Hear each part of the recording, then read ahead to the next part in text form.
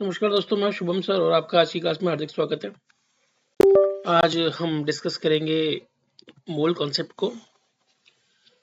मोल क्या होता है उसको देखेंगे, मोल में कौन सी बातें आपको आती हैं वो देखेंगे। तो पहली बात, एसआई यूनिट हम देख लेते हैं कि मोल को हम किससे रिप्रेजेंट करते हैं। तो भाई सिंपल सी सिंबल है मोल, ठीक है। और मोल की अगर परिभाषा की बात की जाए तो मोल क्या है कि is the amount of substance. क्या है? Amount of substance. मोल अगर हम देखें तो मोल और कुछ नहीं बल्कि क्या है, अमाउंट ऑफ सब्सटेंस है। सिंपल सी भाषा में इसको हम पदार्थ की मात्रा भी हम कह सकते हैं, ठीक है। एक मिनट थोड़ा सा रुकिएगा। तो मोल को अगर हम देखें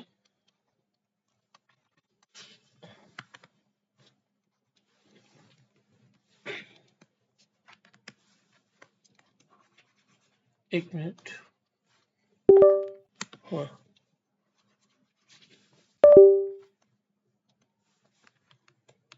थोड़ा सा कनेक्टिविटी का इशू है। Okay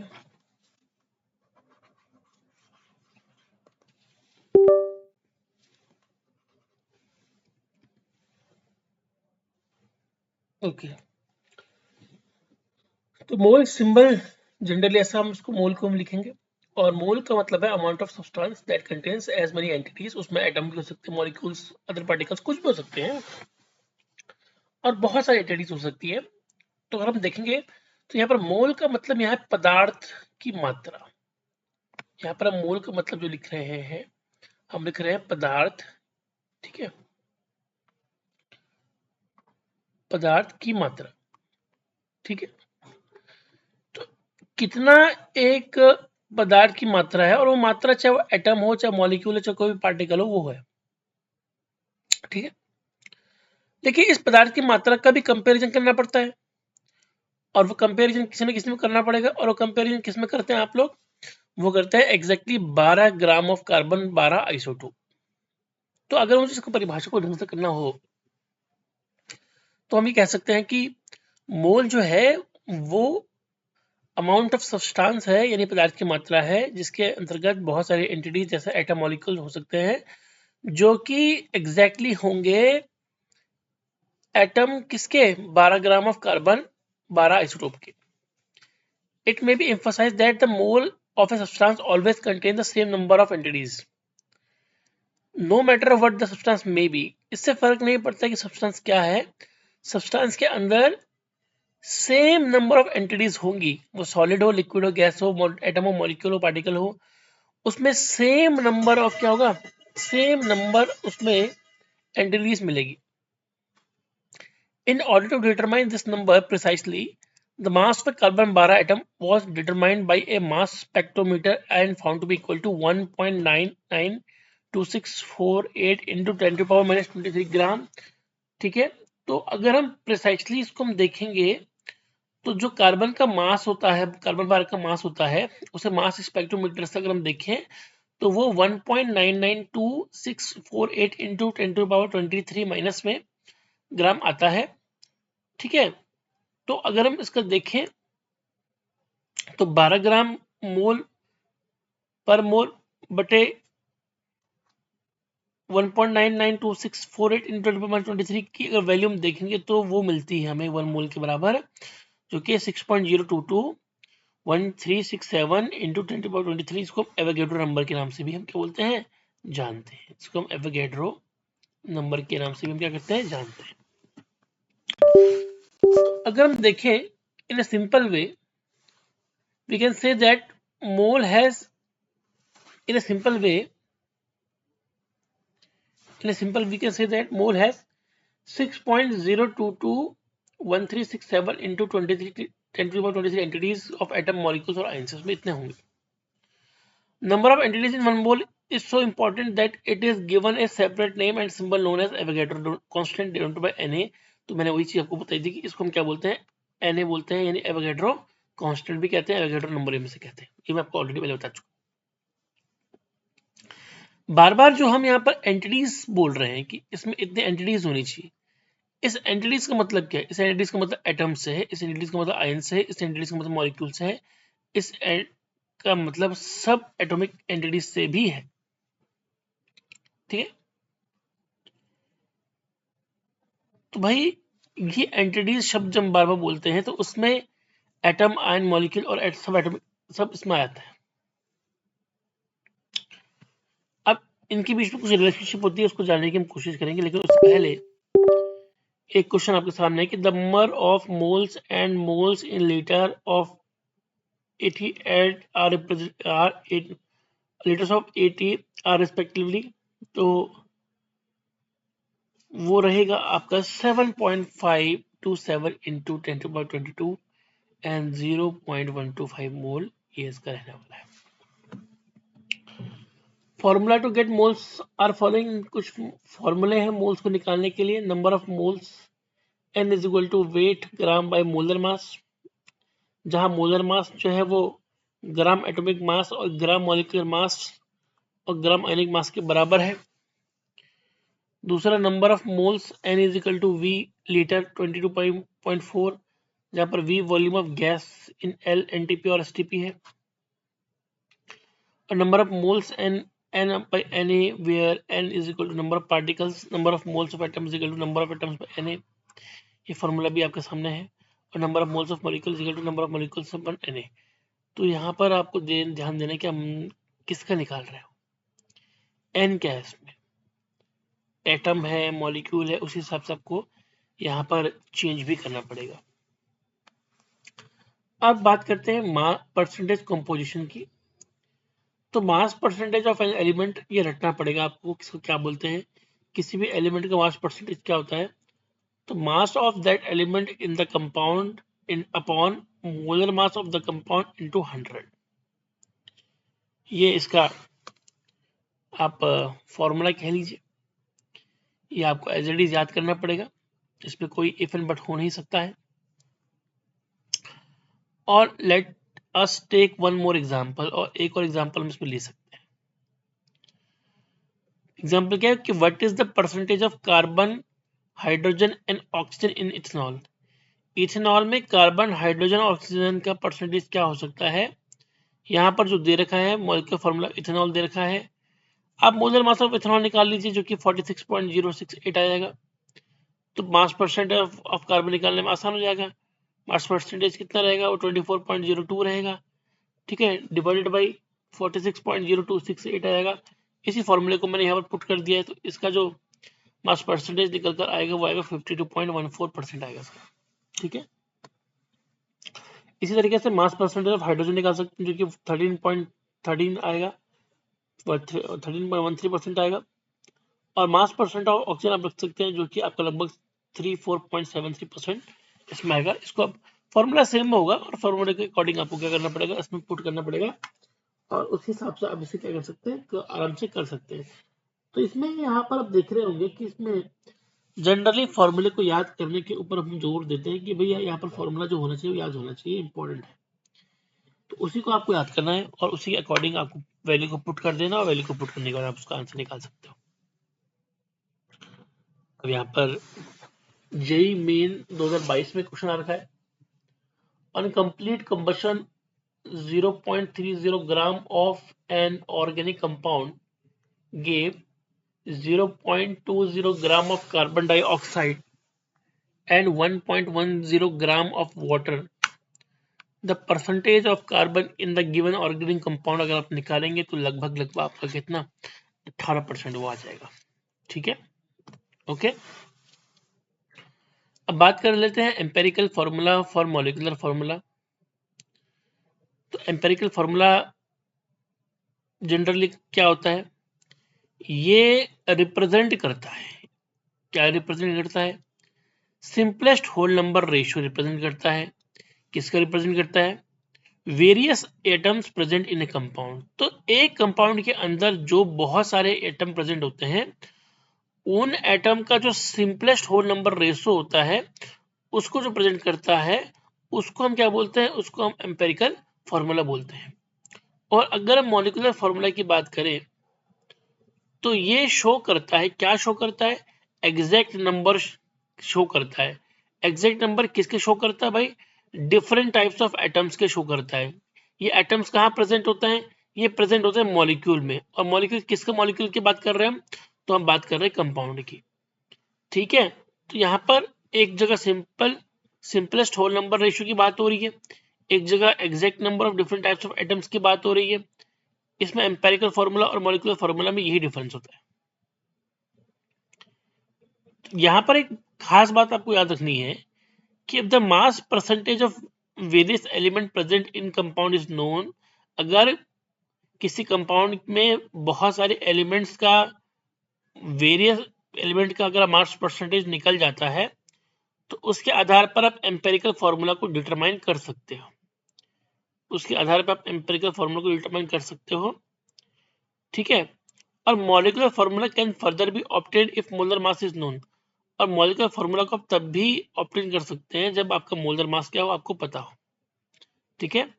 the following example illustrate this sequence. बहुत सारे एग्जाम्पल इस सीक्वेंस को बताते हैं। प्रॉब्लम एक आपके सामने आ रखी है 1.0। A compound contains 4.07% hydrogen, 24.27% carbon and 71.65% chlorine. Its molar mass is 98.96 gram. What are its empirical and molecular formula? तो आप कैसे करोगे इसको? आपके सामने एक कंपाउंड दे रखा है जिसमें कि 4.07% जो है वो हाइड्रोजन है, 24.27% कार्बन है, 71.65% क्लोरीन है। तो आपको बताना, और मोलर मास उनका मिला के दे रखा है जो वो है आपका 98.96% है, सॉरी ग्राम है।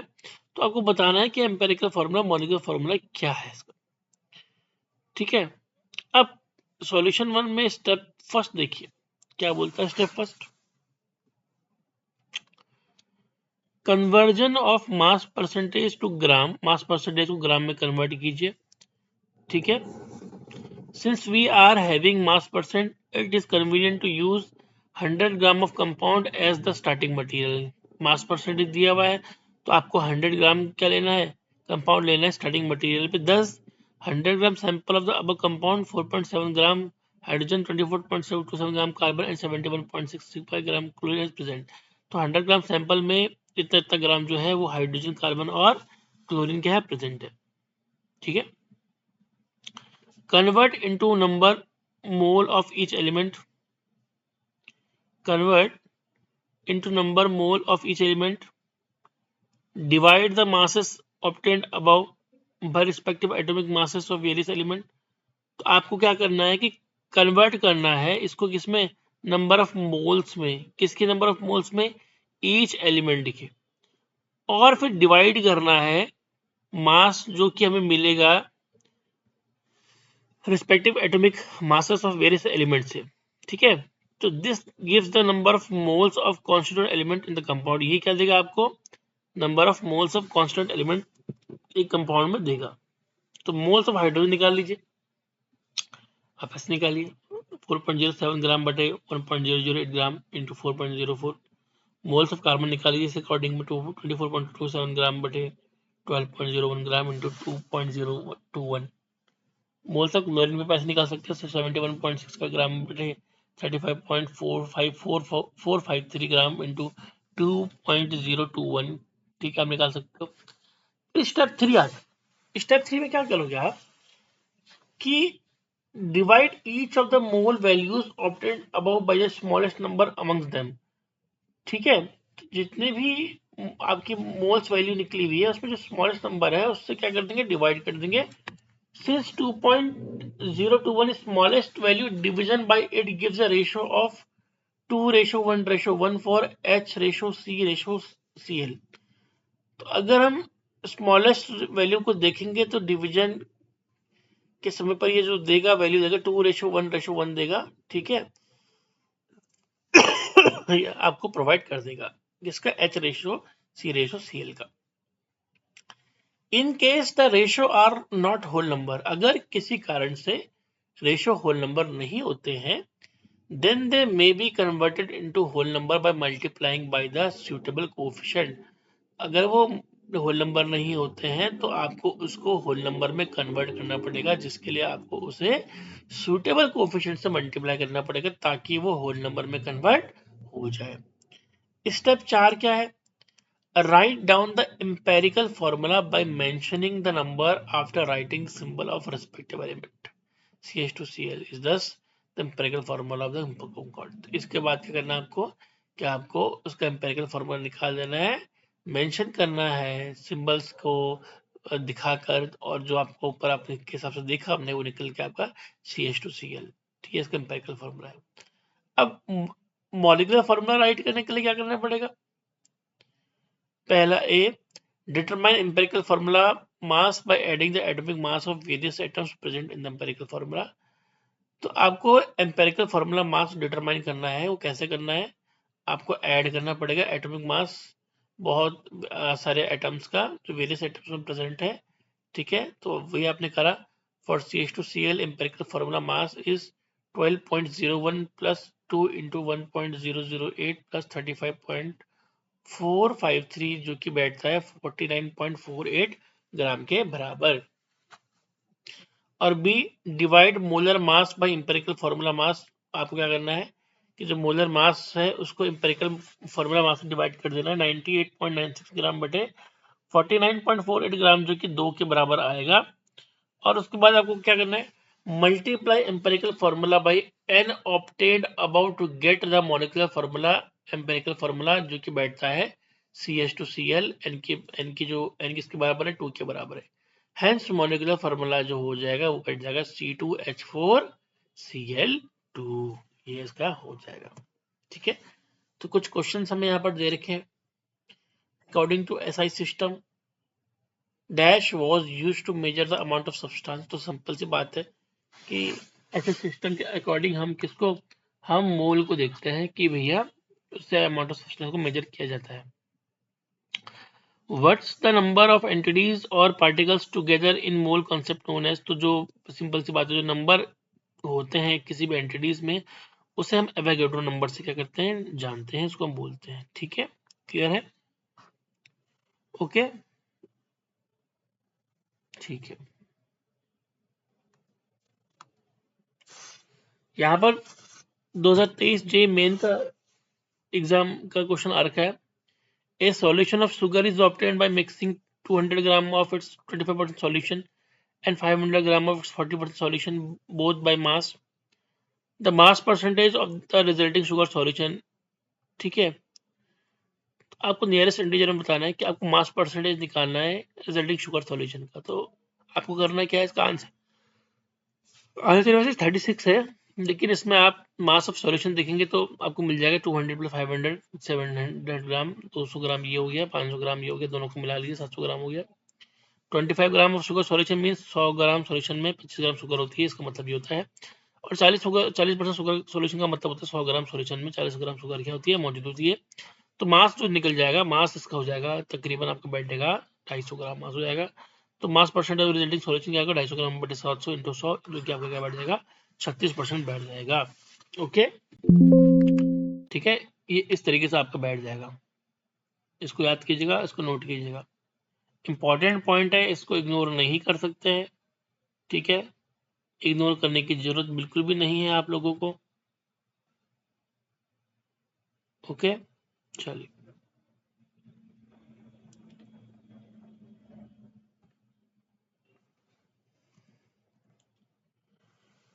अब स्टोइचियोमेट्री एंड स्टोइचियोमेट्रिक कैलकुलेशन, ये इंपॉर्टेंट होता है। तो सबसे इंपॉर्टेंट चीज जो होती है किसी भी केमिकल इक्वेशन में, जब हम लिखते हैं तो उसे बैलेंस फॉर्म में लिखना पड़ता है। जब हम उसे बैलेंस फॉर्म में लिखते हैं तो वो एक हमें क्वांटिटेटिव रिलेशनशिप बताती है रिएक्टर और प्रोडक्ट के बीच में, कितना प्रोडक्ट निकला है, कितना प्रोडक्ट बनेगा, ठीक है। तो वो मोल के रूप में बता सकती है, मास के रूप में बता सकती है, मॉलिक्यूल के रूप में बता सकती है, वॉल्यूम के रूप में बता सकती है। इसी को हम क्या बोलते हैं, स्टोइचियोमेट्री कहते हैं। स्टोइचियो एक ग्रीक वर्ड है जिसका मतलब होता है टू मेजर एन एलिमेंट, किसी भी एलिमेंट को मेजर कर देना। आपके सामने एग्जांपल दिख रहा होगा, a balanced chemical equation along with the quantitative information conveyed हो रखी है इसमें, CaCO plus 2 HCl CaCl plus H2O2 plus CO2, ये आपका बन गया है। 1 मोल CaCO है, 2 मोल HCl है, 1 मोल बन रहा है किसका, CaCl2 का बन रहा है, 1 मोल H2O2 का बन रहा है, सॉरी H2O का बन रहा है, और 1 मोल जो बन रहा है वो किसका बन रहा है, CO2 का बन रहा है। तो रिएक्टर में 3 मोल आ रहे हैं और प्रोडक्ट में भी 3 मोल बन रहे हैं। ठीक है, अब इसका मोलर मास की देख लें। CO3 जो है वो आपका 100 ग्राम है, HCl आपका लगभग 73 ग्राम है, और जो बनकर आ रहा है वो 111 ग्राम का CaCl2 आ रहा है, प्लस H2O जो है वो 18 ग्राम का आ रहा है, और CO2 जो आ रहा है वो 44 ग्राम का आ रहा है। ठीक है, तो ये एक बैलेंस केमिकल इक्वेशन है। ठीक है, क्लियर है। सेम ये चीज है, example second 132, 1 mole of N2, 3 mole of H2 gives 2 mole of NH3। ठीक है, वही चीज दे रखी है, तो इसमें सिंपल सी बात है, कुछ खास इसमें नहीं है। लिमिटिंग रिएजेंट किसे बोलते हैं?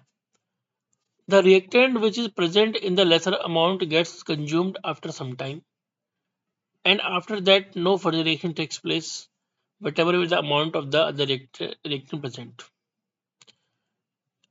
अगर कोई रिएक्टेंट जो कि लेसर अमाउंट में प्रेजेंट है और वो कंज्यूम्ड हो जाता है कुछ समय पश्चात,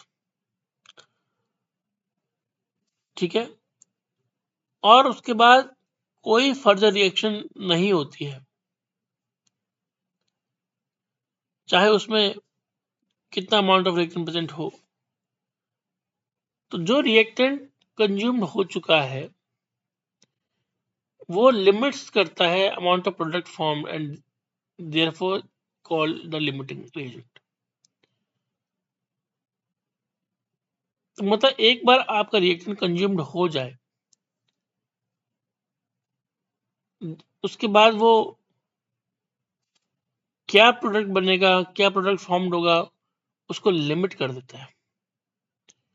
इसीलिए हम उस रीजन को क्या बोलते हैं, लिमिटिंग रीजन कहते हैं। ठीक है, नेक्स्ट क्लास में हम रिएक्शन एंड सॉल्यूशन देखेंगे। आज के लिए इतना काफी है, धन्यवाद।